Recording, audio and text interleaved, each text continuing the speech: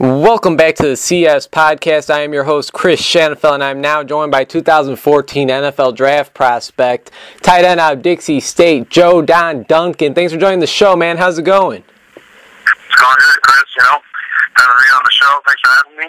Hey, it's a pleasure. So we're going to be talking about your football career, and I just want to start this interview off by asking, coming out of high school, why did you decide to attend Dixie State? I actually didn't go to Dixie State High School. What happened was, I had a long road. I walked on to Sacramento State High School, and I played a little defensive end up there. And Sac State didn't work out, so I ended up going to a junior college in Southern California called El Camino.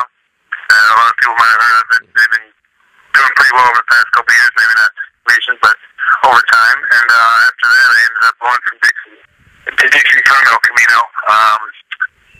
For a number of reasons. I had a younger brother played on the team, and he was there the year that I was a sophomore. El Camino, he was a freshman at Dixie, and at junior college, you deal with a lot of politics and recruiting, and guys or coaches telling you that they're looking at you as a guy, and they want to, sign you, but then, they go with another guy, they don't let you know. So I was kind of, going through that roller coaster, and my brother Jake just kind of told me, just send your film over here, and you can just see what happens. Just so you always have something to go on, and Dixie offered me, a full ride, and my goal is going to junior college for to go somewhere to play football, get my school paid for, and get a degree.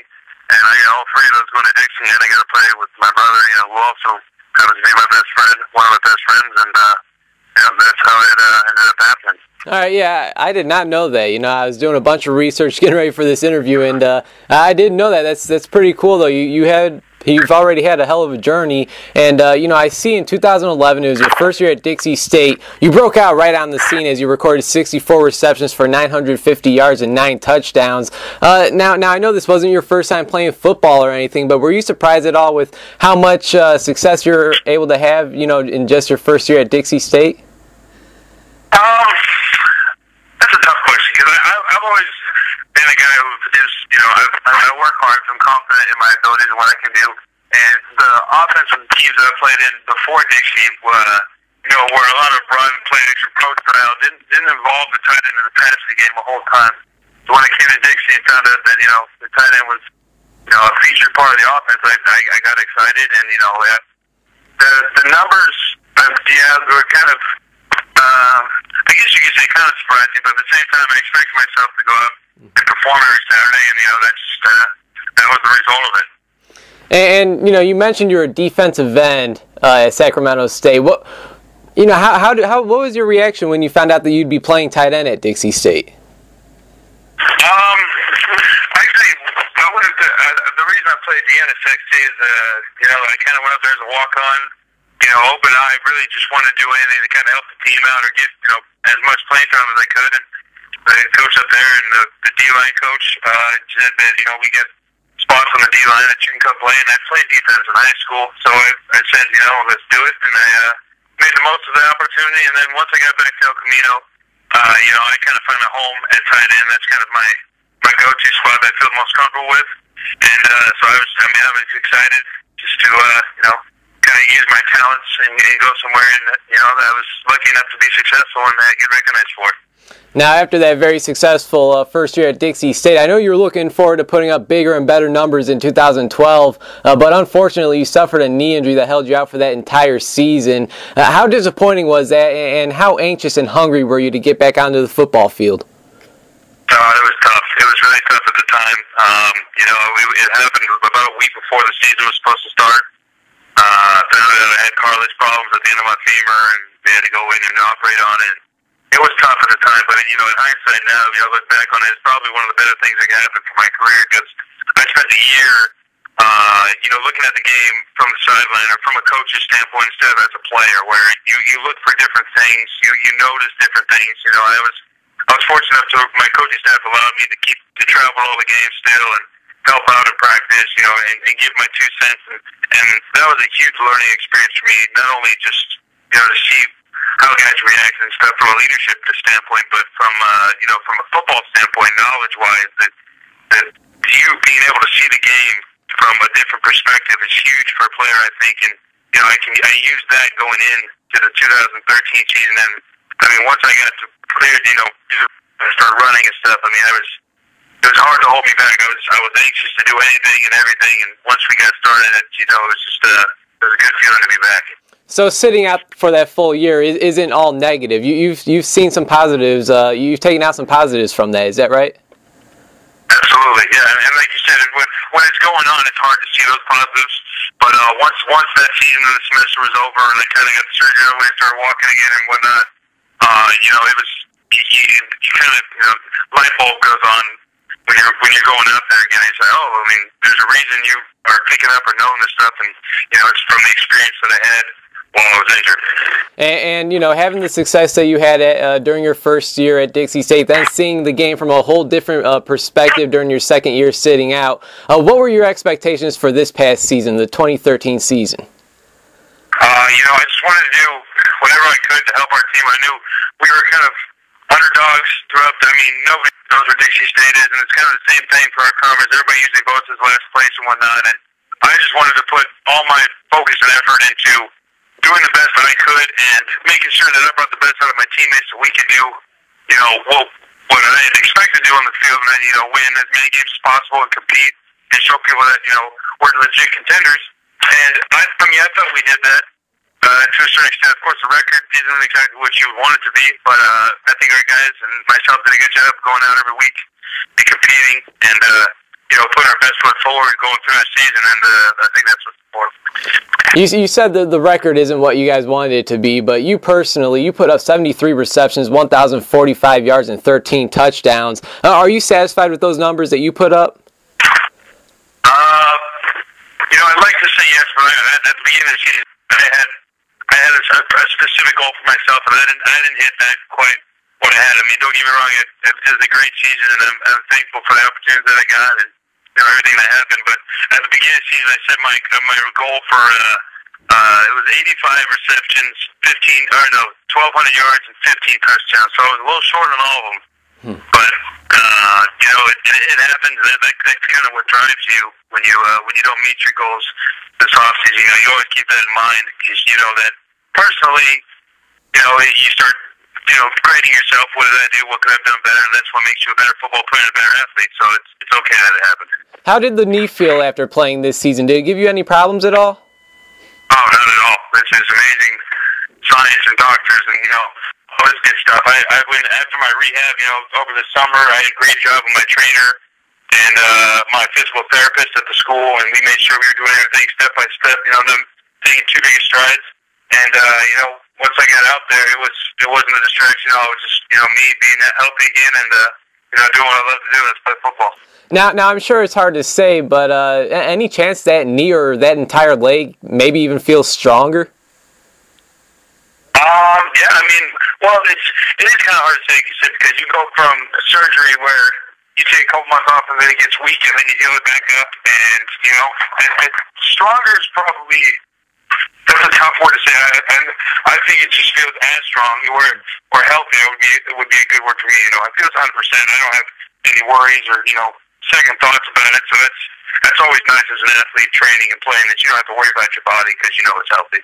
All right, Joe John. After having the type of career that you had at Dixie State and being able to break a few school records over there, how would you describe your overall experience at Dixie State? It was great. I know a lot of people say, well, why didn't you go D1 or, what happened with that? And, I chose to go to Division II for, reasons I gave you earlier. And I got to play, or be around my brother 3 years of, and we got to compete with him. He plays defense, so me and him went after it every day. And, it's something that you can't get every day. Not a lot of people get a chance to play college football or college sports period with their brothers. And, what happened at Dixie, I was successful. I hope and I think that I left that place better than when I came in. And, I got to spend the whole time and share the experiences with my brother. So, those are all win-wins for me. And, I had a great time. Chris Schanfeld talking with 2014 NFL Draft prospect, tight end out of Dixie State, Joe Duncan. And you were invited to the, I believe you were invited and you planned on playing in both the East-West Shrine and the Senior Bowl. Is that correct? I did. I was invited to the East-West and the Senior Bowl, and in training for those, probably the day or so before Christmas Eve, I broke my foot during a training exercise, which is, it's unfortunate. I mean, that sounds like one hell of a Christmas present for you, man. Yeah, you're not kidding, man. Now, do you ever think that, not being able to play in these games might hurt your draft stock at all, or are you not even worried about that? I don't try to worry about those things. That's things for scouts and guys like you guys look into the little stuff all the way up to the draft from the Senior Bowl combine, how he answers questions and whatnot. And yeah, I mean, I wasn't looking forward to. I mean, a little bit of me was looking forward to going to the game and proving myself, that I could play with higher competition. But the most part was I was excited to go for the experience. I haven't been one who's been, glamored by Division Ones and being, carried around for free and given everything I wanted my whole life. So it was a fun thought in my head to, go somewhere where, people are excited to see you and you can go out and show them what you can do. And I was looking forward to going out and competing with the guys, making some new friends that, have similarities to me. And, I can't do that anymore. And that's kind of the sucky thing, but, it is what it is, and it's not what happens to you. It's how you deal with it. So now, Joe, you're ranked the 8th best tight end out of 127 that'll be entering the 2014 NFL Draft. I know you say you try not to pay attention to any of that stuff, but I mean, do you like where you're ranked at right now? I know you can't do anything about it, but this is a guy from a small school like Dixie State coming up, and it looks like he has a pretty bright future. Yeah, I mean, for me to be ranked, in anybody's top 10 of anything is always a nice thing. And as you said, how do I feel about that ranking? I haven't really watched any of the tight ends. I know about them and I know, their stats and whatnot, but I've never really watched film. But, I mean, 8 is a great number, and I'm sure there's guys that deserve the ranking ahead of me, and, maybe there's guys that below me that deserve to be ahead of me. But I just look forward to, getting better every day, and when it comes my time to show the scouts, whoever wants to talk to me or work me out, that I'm worth a draft pick, and hopefully they see that I'm there to make their team better and help them win championships. Do you have any idea what scouts are saying about you? No, I actually don't. My agent tries to do all the talking. He gives me feedback every now and then that he talks with so and so and whatnot, but I'm just doing what I can to make myself a better prospector, look better for the scouts come draft day, and hopefully I can impress one of them. That's all it takes, right? Absolutely. Now, Joe Duncan, man, I just have a few more questions for you, then I'll let you go. I'll go ahead and start off again with, when did you find out the NFL can not only be a dream, but it could become a reality?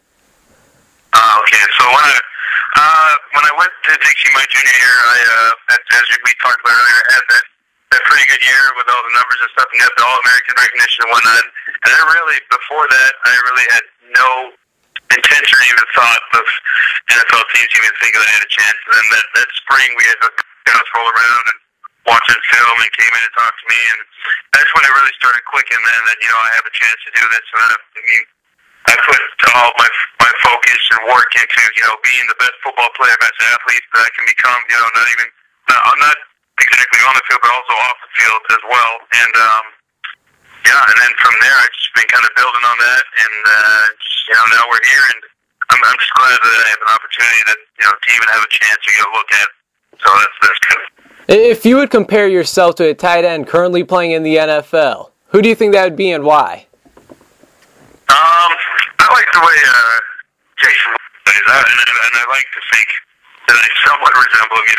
It's a little biased for me talking about me, but he's got great size. He's not the fastest tight end in the world. He understands what defenses are trying to do and the schemes, and he understands the offense that he runs, and he understands what he can do as a tight end as well. He stays within himself, so he's not trying to do things that that you would expect Ryan to do or something like that. He knows what he can do, and he does that, to the best of his ability, and you can see it. He does it well. He's one of the best in the league at doing what he does, and I like to resemble him just because I have pretty good size.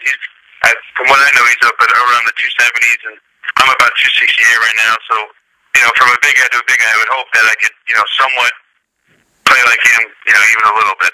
Hey, one of the best of all time, man. That's somebody you always want to resemble. Is that right? Yep. All right, now let's say there's an NFL general manager out there listening to this very interview for whatever reason. Why should he want Joe Duncan, tight end out of Dixie State, a part of his team? I'm a hard worker. I'm going to outwork anybody in my position. I love the grind of football, going in and preparing, and being with the guys 8 hours a day when we all have one common goal. And I'm selfless. I want to do whatever I can for your team to make the team better, and not only as a team or bond as brothers, but also help win games, win championships. And I'm not going to give you any trouble on or off the field. And Now, Joe Don, you mentioned you broke your foot in training. It's just another speed bump getting in your way. I'm sure you're used to this kind of stuff. How excited are you for not only the pro day to take place, but the NFL Combine and the NFL Draft? I gotta think it's like a dream come true. Yeah, and these next couple months are going to be crazy, but I'm looking forward to it. I'm looking forward to being able to showcase what I have and my abilities. And it's something where you're looking at it every year from a college perspective, and you're envious, and you look at the guys and what they're going through, and you want to do that. And now I'm in that position, and it's a dream come true. I'm truly blessed, and I wouldn't trade where I'm at for the world. Well, I really can't thank you enough for your time, man. I mean, just looking at the journey that you've been through, you're one to root for. I'll tell you that. I sure hope we can stay in touch. Now, before I let you go, is there anything you'd like to say on the air for myself and our listeners? I just want to give a shout out to my friends and family that have supported me, through thick and thin, injuries and all that. I appreciate everything you guys do, and I love all you, and this isn't just for me; it's also for everybody out there that supported me throughout the years. So I'm gonna keep on going. Hey, best of luck, Joe Don. Hope you get healthy very soon, and best of luck, man. I appreciate it, Chris. Thanks a lot.